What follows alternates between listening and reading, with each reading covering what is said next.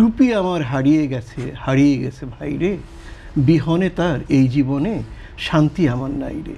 আমার বলতে ইচ্ছে করছে সিটি কর্পোরেশন আমার হারিয়ে গেছে ভাই রে, বিহনে তার এ জীবনে স্বস্তি আমার নাই রে। আচ্ছা, কেন বললাম হারিয়ে গিয়েছে? আমরা জানি ঢাকা সিটি কর্পোরেশন শুরু হয়েছিল মশা নিয়ন্ত্রণের একটি সংস্থা হিসেবে, যেন ম্যালেরিয়া এবং মশার উপদ্রবটা কমে যায়, সেই ব্রিটিশ আমলের কথা।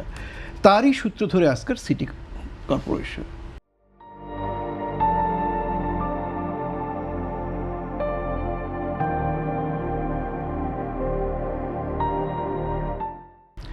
সেই যে ম্যালেরিয়া নিয়ন্ত্রণের জন্য ঢাকা কর্তৃপক্ষ হয়েছিল, এখন পর্যন্ত ঢাকা সিটি কর্পোরেশন সেই মশাকে নিয়ন্ত্রণ করতে পারে নাই। গত বছর ডেঙ্গুতে বিপুল সংখ্যক মানুষ মারা গিয়েছে এবং এবছর হামের সাথে আবার চোখ রাঙাচ্ছে ডেঙ্গু। তো ভাবুন দেখি, এই শহরে মানুষ ডেঙ্গুর থাবার নিচে বড় হচ্ছে। আচ্ছা, আপনি যদি ধরুন কলম্বোতে যান, অথবা নয়াদিল্লিতে যান, অথবা কাঠমান্ডুতে যান, আপনি পানি কোথাকার পানি খান? যে পানি নগর কর্তৃপক্ষ সরবরাহ করে সেই পানিই তো আপনি খান। ঢাকাতে খেতে পারেন না কেন? কারণ ঢাকার পানির মধ্যে যে পরিমাণ রোগ তৈরি করার মতো জীবাণু রয়েছে, ময়লা রয়েছে, সেটি আপনাকে অসুস্থ করে ফেলবে। একজন নাগরিক হাঁটবে, বিকেলে তার হাঁটার কথা, ডাক্তাররা খুব বলে দিচ্ছে প্রতিদিন 40 মিনিট, 30 মিনিট, 35 মিনিট হাঁটবেন। কোথায় হাঁটবে? ফুটপাত আছে? ফুটপাতগুলো তো দখলকৃত নানাভাবে। আচ্ছা, ঢাকায় কোনো মাঠ নাই। একটা শিশু 3টে লাফ না দিয়েই, ফুটবলে একটা লাথি না মেরেই সে বছরের পর বছর পার করে দিচ্ছে। একটি অথর্ব দুর্বল জীবন তার তৈরি হচ্ছে। এখানে মানুষ, আমরা জানি প্রত্যেকটি নগরের প্রায় 20% মতো বনাশয় থাকে, এই গাছপালা থাকে। জলাশয় কতটা থাকবে সেটাও নির্ধারিত। ঢাকায় সেটা আছে কি? নাই।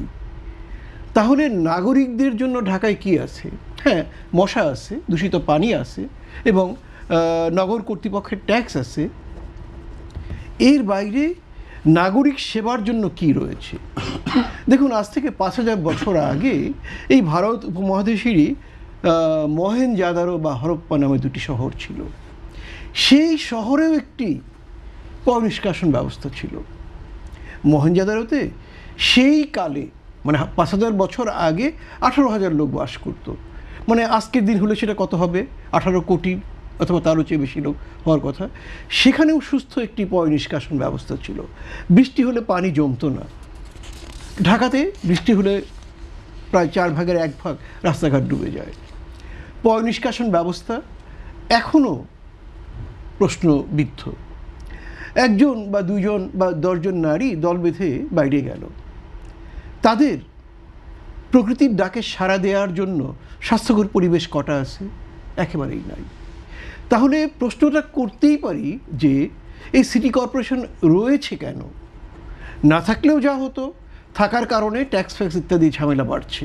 এই না থাকলেই বরঞ্চ মানে ভালো হতো, সরকার যেভাবে তার কাজগুলো করে, কেন্দ্রীয় সরকার সেভাবে চলতো। এ কারণেই বলবো যে সিটি কর্পোরেশন কাজীর কেতাবে আছে, কিন্তু কাজী সাহেবের গোয়ালে নাই, অর্থাৎ সেবার ক্ষেত্রে নাই। এই প্রতি বছর ডেঙ্গুর সিজন আসবে, লেফট রাইট করে কর্পোরেশনের পক্ষ থেকে প্রদর্শনবাদী বিপুল কার্যক্রম হয়।